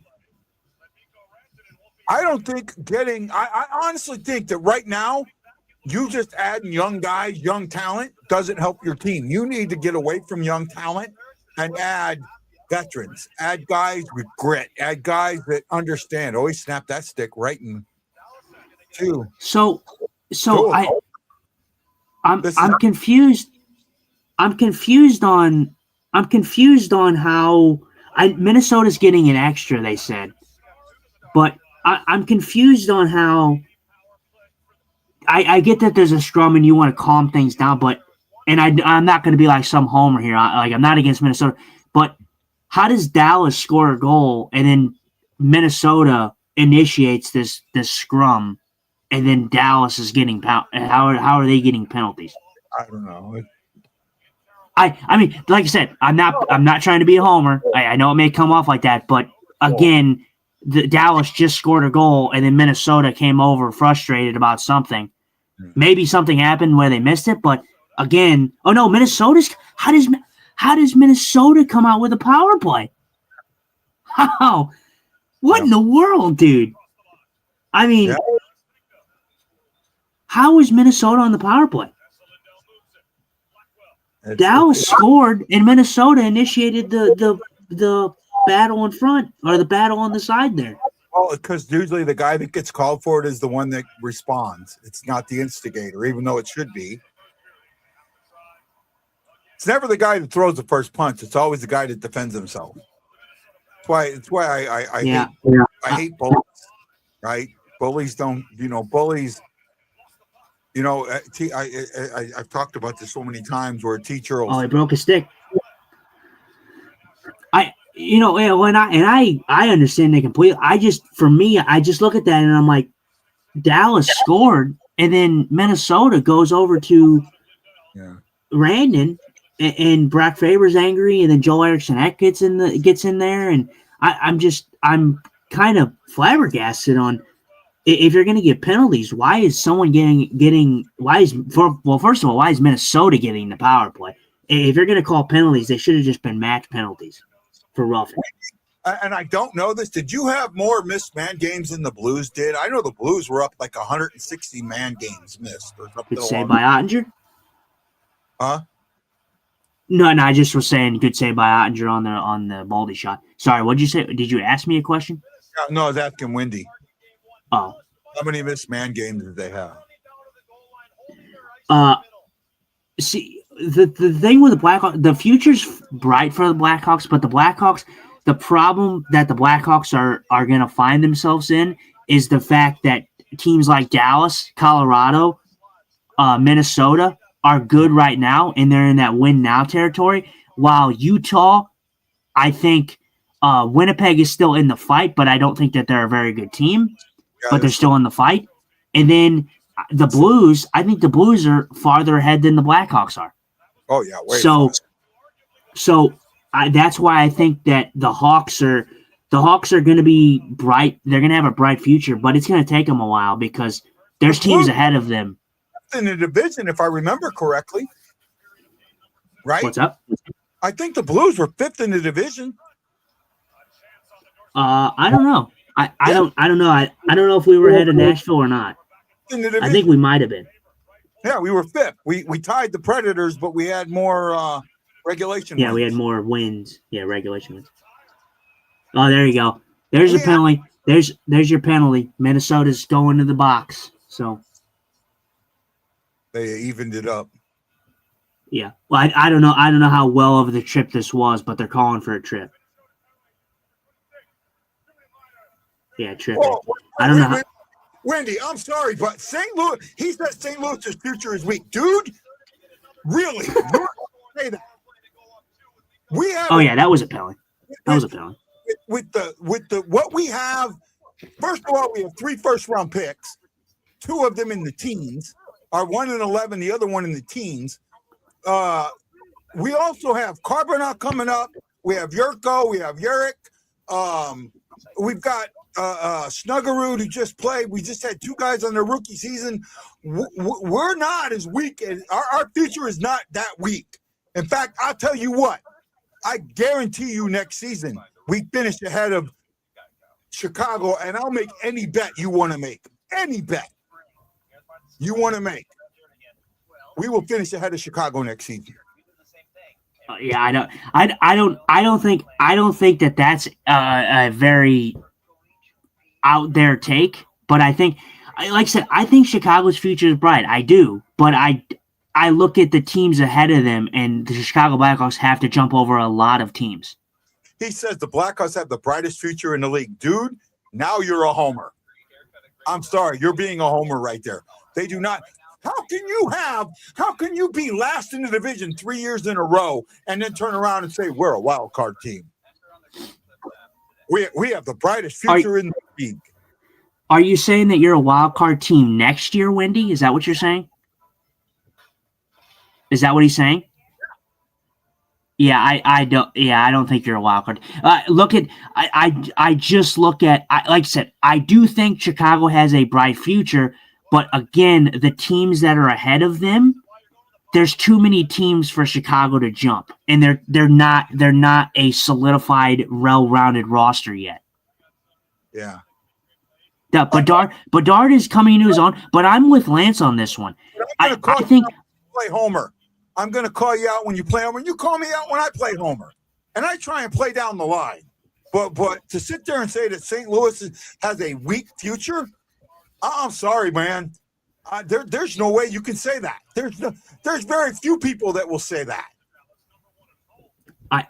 I think for me, like I said, there's just so many teams that Chicago has to bounce up, and I'm with Lance. Lance has talked about Connor Bedard a lot. I think Connor Bedard is a great player. I think he's a great goal scorer. My problem with Connor Bedard is he's not this. he's a generational talent, but he's not some generational talent like a McDavid, like a McCarr, or like a Draisaitl, like a Nathan McKinnon.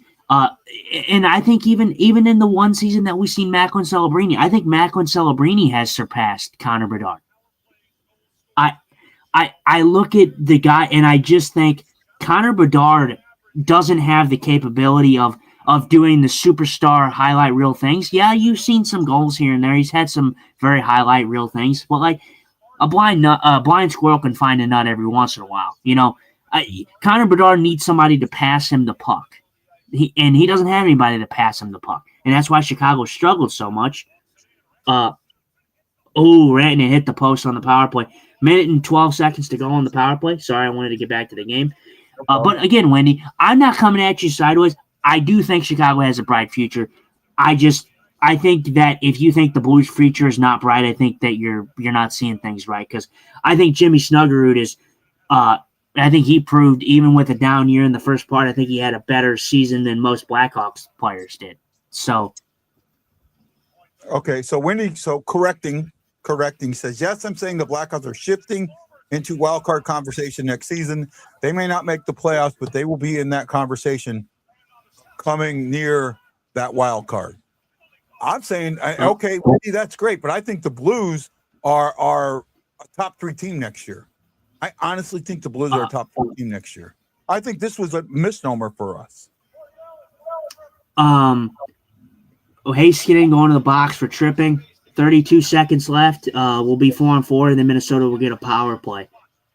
Yeah, Rantanen comes right in, and he rips this right off the post, just misses. Beats Wallstat. McCarron completely fans on the puck, and then that's a weak call. I'm sorry. I don't know if you saw it, but that's a weak call. I didn't seem that weak. That was a good trip. I mean, it was a good, like, it was good enough to be called, but at the same time, his stick did not get in the skates. Okay, Wendy, we were 5th this season. I think that this season was a misnomer. I think we had injuries. This team has the players to be a top 3 team in our division. In our division, they have a top 3 team. 1, 2, 3. That's what I'm saying. That they're going to be battling for not the wild card, but 1, 2, or 3. Maybe you misunderstood what I meant by top 3 team, but that's what I believe.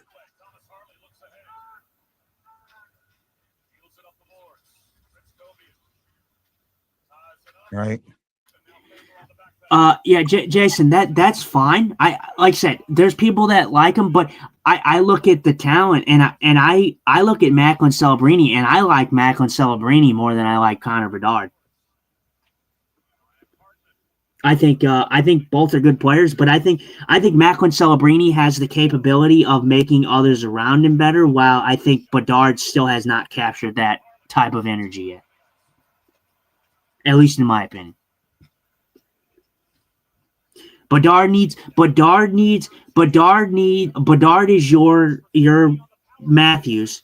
You need a Mitch Marner for Bedard to pass to. Or to pass to Bedard.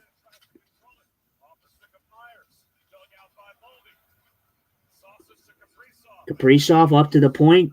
Hughes at the point, throws his puck into the corner to Boldy. Boldy trying to get a handle on it. Boldy on his knees makes a play to Eriksson Ek on the half boards. Up top to Hughes. Hughes walks the line. Hughes in the corner. Circles. Gives it right back up to Kaprizov at the point. Kaprizov walks the line. I meant a top 3 team, to be honest. I think I meant like 1, 2, or 3 in the league. And I do think that they're going to, but I do think they're going to be challenging for 1st, 2nd, or 3rd in the division. Hughes. I actually think they're going to be challenging for 2nd. Yeah, good block there by Dallas. They get the killed penalty there. Dallas still up 2-1. Halfway through the second period. Johansson, Tarasenko.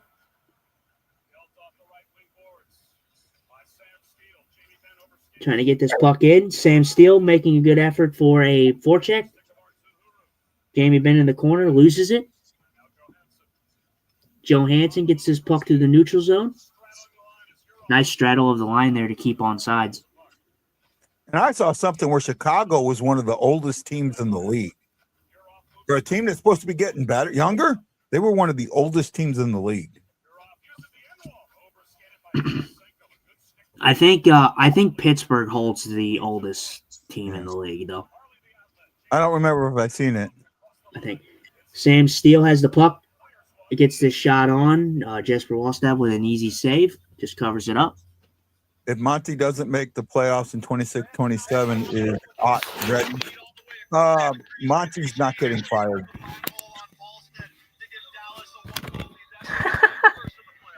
Oh, Matt Lowe. Jesus Christ. I'm not going to read it. See, I think it's just pretty fun. I mean, you might as well because you can pretty much see it. So you can see it in the comments already. So it's pretty fun. Comments if you're on. Well, I guess Wendy can see it. Yeah, Wendy can see it, so there's no really no reason to hide it. I mean, we're all cool here. Obviously, he's a Chicago fan. We bust each other's balls. I saw something that said your average age was like 28 or 29. I don't know where I saw it, but I saw something that had you guys as one of the oldest teams in the league. And Matt says Wendy over here licking the Chicago bean. Personally, because they've only been rebuilding since 2016. Edmonton can't without David and Drysdale. Chicago is doomed. Bedard can't win a cup alone. Justin Scott, Guy Benson. Hey, Jason, I'm going to ask you, when you make do not tag us like that, because what happens is when I get out of the show, I get all these tags, and it goes right back, and I have to read it. So that was 24-25 season. Okay, I thought what I saw was for this season. So I please ask that you do not, when you make a comment, especially on Facebook, do not tag me. If you want to just put my name Guy there, that's fine, but don't tag me. Right? I did read it. I did read it. You know, right? I know. I did. Yeah, no. Yeah, if you tag, don't tag us in the thing. So yeah, we get those unnecessary tags. We can see the comment. I deal with enough stuff. I don't need to be going back and trying to, because I can't clear it until that comment comes up on the show. So I've got to run the show through until your comment comes up. It's what did he say? It's not a PG show. I hear shit from Justin. What? First of all, I try and keep the show PG to a point, and I lose my temper. And it's not me. It's not for. It's actually. It's for kids. I want kids to be able to watch the show. It's for Ashley's kids. It's for Bob Morton's kids and things like that. No,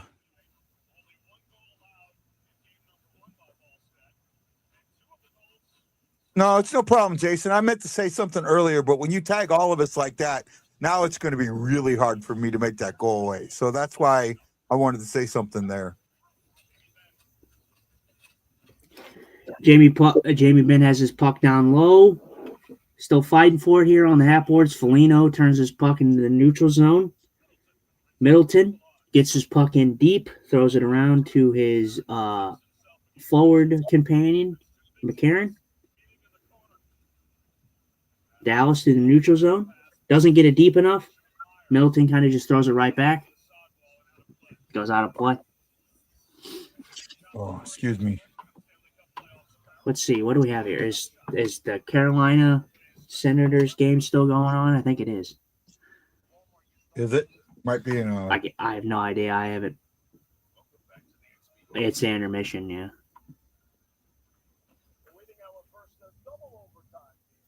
Yeah, it's an intermission. So 2-0 for Edmonton currently, which that's not all surprising. Mm-mm. You know, I talked about LA, and I thought LA didn't have like kind of a lick of an opportunity, and I still don't. But Anaheim's a team that the Edmonton Oilers should take care of pretty easy. Yeah, that's what I think. I said that was the one that I called that I thought could be an easy sweep.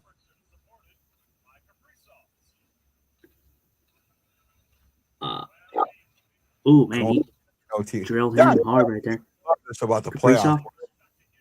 The 5-on-5. I love in the playoffs that it is 5-on-5, and that it does stay.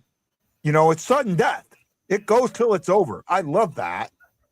But you can't do that in the regular season. If you did that No, in the you regular can't. well, it's like the MLB used to do that, right? Mhm. They would keep playing, and they had games where we're 18, 19, 20 innings. And you get enough of that, it kind of destroys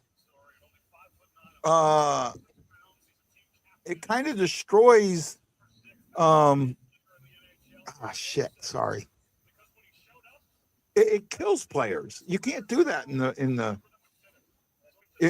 regular season, especially in a physical game like this, right? There's one rule that I wish the MLB would introduce. They're the only league that does this. Well, they're not the only league. Soccer does it too. But I wish that they would introduce,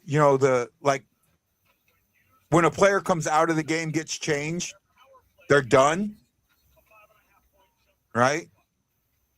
I wish that the player could re-enter the game. Three players that come out can re-enter the game.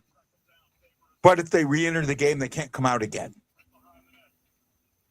Right? Hmm. Because what other sport do you have a player that's not on the field not come back out? Basketball has subs, right? Guys come in and out. Hockey has it. Football has it because, you don't have anybody that plays both ways anymore. I can't even remember the last player that played both ways. I almost have to say Deion Sanders, but I might be wrong there, right? And of all the physical games, baseball is the least physical, right? So I'd like to see them not. When you come out, you have the ability to go back in.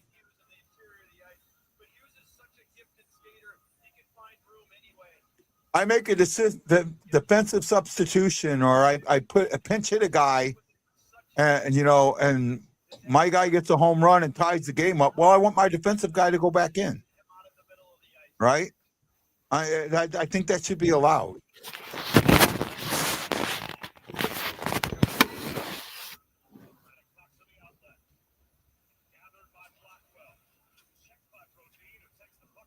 It's just Blackwell and Brodeen in the corner. I want the NHL to introduce the jailbreak rule. I absolutely want that. And I also think they need to change how a review is done, right?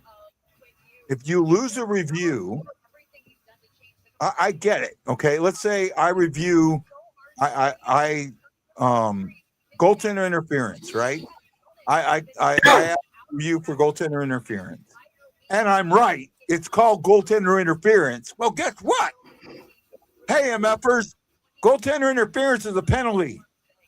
If I was wrong, the goal stays on the board, and I go in the penalty box. Well, you know what? If I'm right, not only should the goal come off the board, that's one thing, but they should go in the penalty box. Two things. Just like what happens if I'm wrong. If I'm wrong, two things happen. If I'm right, two things should happen. All right? If you wave off a goal for goaltender interference, right? Then that's a penalty. The guy, not only are you waving the goal off, in the box. In the box, MFer. John, I want to address this. I'm not saying going Sailor again, although I've seen it live and it was great. Look, I get some people love cursing, and I understand that. And you know what? When I was in the military, I could use the F word, and say an entire sentence with just using the F word, and you know what I was talking about. Okay, That's great and all, but you know what? This is a sport, and it's a kid's sport. It's a sport for kids, and I want kids to watch the show. I want parents to want their kids to watch the show. So you know what? Sometimes I try and watch my language. I ask Justin to watch his language sometimes. You know, you can take that a couple of different ways. But yeah, there's times where I lose my cool. It's going to happen, but it shouldn't be the norm. And that's what I try and make sure of. That it's not the norm. Does that make sense, Justin? Yeah, no, I hear you. Right. You know, the well-placed curse word works. But when you're cursing just to curse, at that point I have an issue with it. And I hear it. I hear it in what was the original movie Goon, right? Jay Bushnell plays a character that has a podcast, and he just cursing up a storm. F-bombing this, F-bombing that. It doesn't work. It really doesn't work. You know, he's telling Doug Glatt, Glatt to wear 69. It'll be effing hilarious. No, it won't be. Good shift here by Dallas in the ozone here, getting some sustained cycle time. Oh, very good try there, getting in the front there. Just could not get a handle on it. Up to the point there. Yeah, he got tied up behind his leg. Rantanen, up at the point, gets that puck. Yeah. Oh, that puck just goes across the crease there. Rich Kovian, Johnston, trying to get that puck over to Rantanen. Rantanen in the corner. Minnesota just does what they can do and dump that puck. Not going to be enough for icing, though. But you know what? Oh, are they going to? Oh, no icing. It stopped. It bounced backwards. Yeah. Robertson in the neutral zone. Dallas gets it in deep. Robertson on the. Thank you so much for making a shot, Guy and Justin. We do the best we can. Faber got absolutely drilled. Duchesne in the corner. Duchesne doing some good work on the half boards, working on Kaprizov. Justin, I'll make it till the end of this period, and then I'm done, man. You didn't. Did you check your messages? Yeah. Oh, messages? Did you send messages? Yeah. No. Okay. Hold on. Because I'll have my own too, to be honest. So. Okay. I'm good with that. Yeah, I just figured we would do that just because I would love to, but these late games they kill you. Be a little different if it was like Friday, Saturday.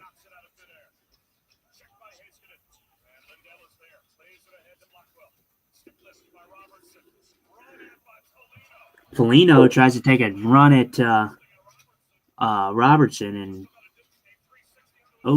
then a good hit there by Blackwell on Eriksson.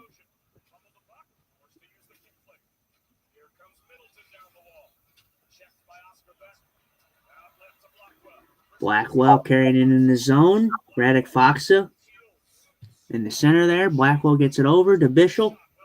Bischel shoots this at is a spaceship away from hitting the net. God, Bischel's a big individual.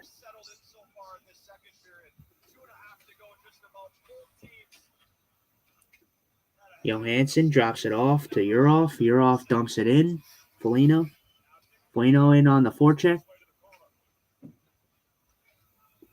So the second overtime between Carolina and Ottawa has gotten underway. I'll be watching that one because we're gonna.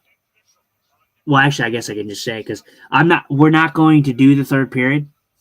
Yeah, we're going to call it after this period. I would love to be on here, but and do the third, but yeah, it's I'm not talked out. I could do this, but I have work and and everything. So it takes a lot out of you, especially when you're not familiar with the teams. And right now, I've got 2 people watching, right, and that takes a lot of energy to do this for very little return. And I'm not dissing who's watching. Trust me, I'm not. But that's just the truth of it, guys. Right, and still a huge thank you to Sean Roberts. John Hepner, Jason Nichols, E. Guido, Ray Dominguez, Aaron Nels. We appreciate you completely.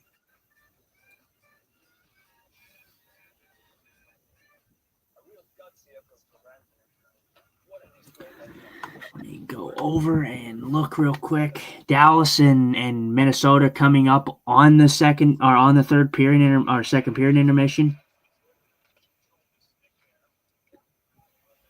Ottawa carrying this puck in the zone.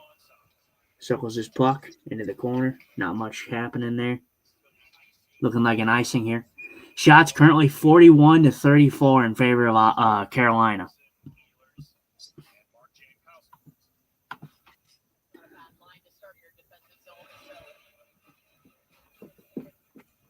So you said Kachuk and was your guy Schultze.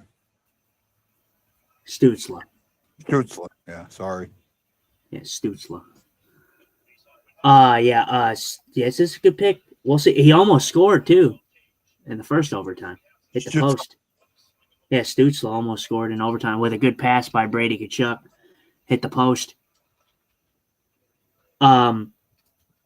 Yeah, this has been a fun series. This is going to be a fun series. I could see this going 6 or 7.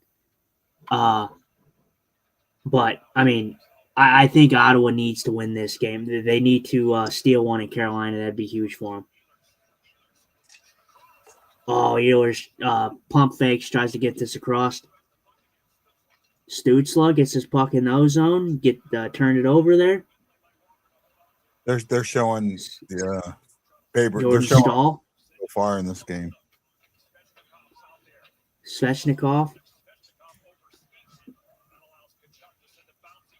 Oh, there it is. Shabbat. Oh, good defensive play by Carolina. Carolina's been so good on the sticks defensively. When they're out of when you think they're out of coverage, they're just not. All right, let me go to Dallas real quick and finish out this period, and then we'll end her off. Minute and 45 to go in the Dallas game, or in the Dallas period, I should say, in the Minnesota-Dallas period, second period. Look at that. We got Kaprizov playing. They got Kaprizov out there with Tarasenko. That's interesting. Seeing as both are not centers, yeah. Tarasenko. I'll tell you what. He's an RFA or a UFA. I would not be hurt if the Blues entertain bringing him back as a third line or a fourth line guy or as a power play specialist. Yeah, the problem is Tarasenko. I don't think he'll come back.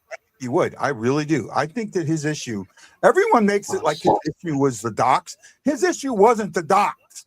His issue was Berube. It had more to do with Berube than anything else. Yeah. I know that. He might. I don't know. I think Minnesota's in a good spot, so I don't know. I think Minnesota would try to find him. And as I say this, Anaheim has tied the game. So Anaheim tied the game 2-2. Oh, really? They scored 2 of them, huh? Yeah. Nice. 2-2. Duchesne to Bork. Bork trying to get that shot on. I think he just missed or might have got deflected wide. Bork on the forecheck again. Duchesne in the corner. Duchesne throwing that puck up top. Heiskanen. And it gets Wallstedt, I think, gloves it or either blockers it out of play. So we have 4 matchups tomorrow. We have Canadians, the Lightning at 7 Eastern, Buffalo, Boston at 7:30 Eastern, Utah, and however, that's 1:30 here, and I don't know if I'm going to be home in time for that.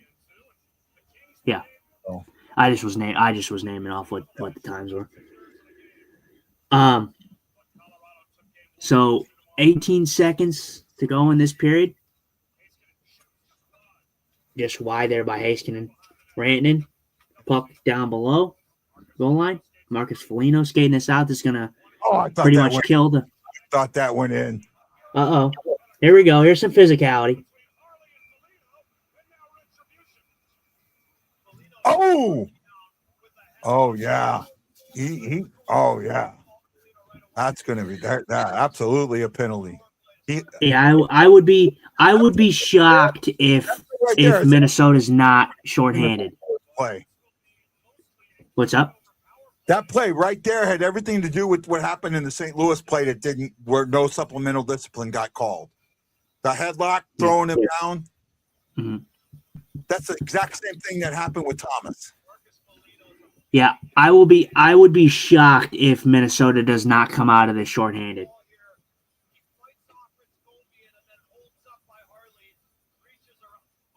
Oh yeah, that's like almost identical. I mean, this one was not as bad as the Robert Thomas one, but it was still the same kind of thing. Was it Foglino that did it then too? No, it was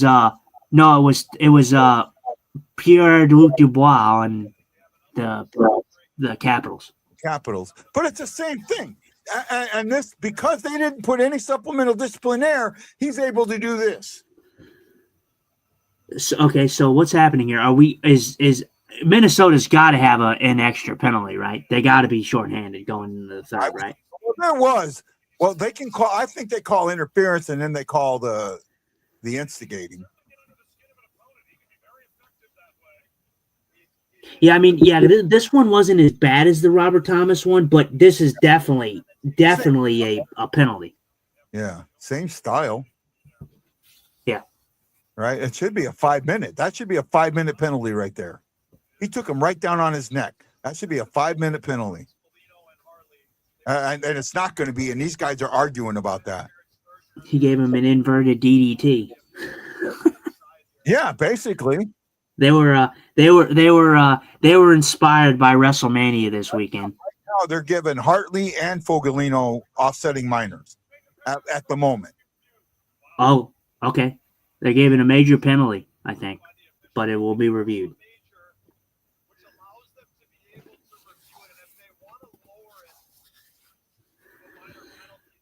For me, it's so hard to tell because with the way that it looks on this angle that they're showing, it looks bad.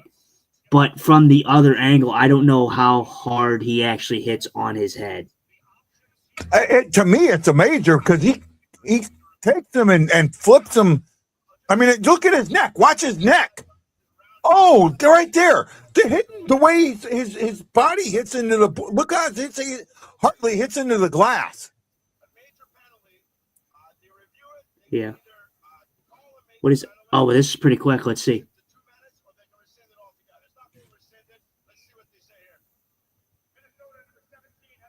I think that's a major straight up. He got a double minor.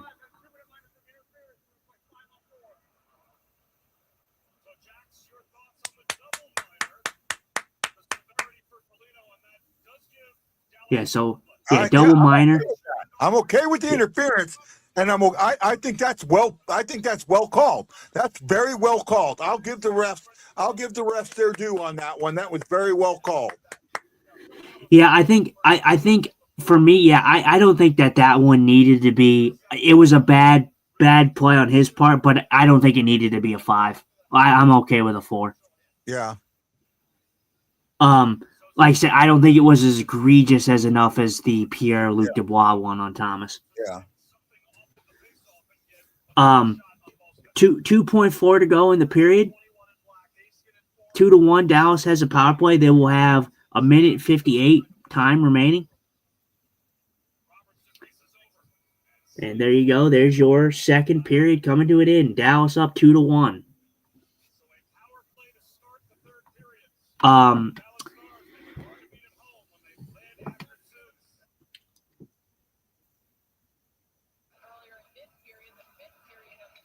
Well, it's going to be a good one. Hey, man, I'm done. I just can't handle it anymore. Guys' teeth are hurting. I wish I could do the third, but it is getting late. I got to work early, so we're going to call it. Thanks for joining us. I will try to. I'll watch the third period. I'll try to get some notes out on it, and I will do what I did for the Colorado LA game and kind of put my thoughts out, and I'll cover the Carolina game as well. Okay. Well, I'm just going to ask you this: who's late for dinner? Where the boys? Where they at? Hawaii Blues fan, we're bleeding blue with you. Let's go Blues! Let's go Blues! Let's go Blues! This is Guy, the Hawaii Blues fan, for my co-host Justin Eagle Eye Scott, letting you know that I am bleeding blue with you. And as always, let's go Blues. See you soon on the Blue Note Fan Report. Aloha.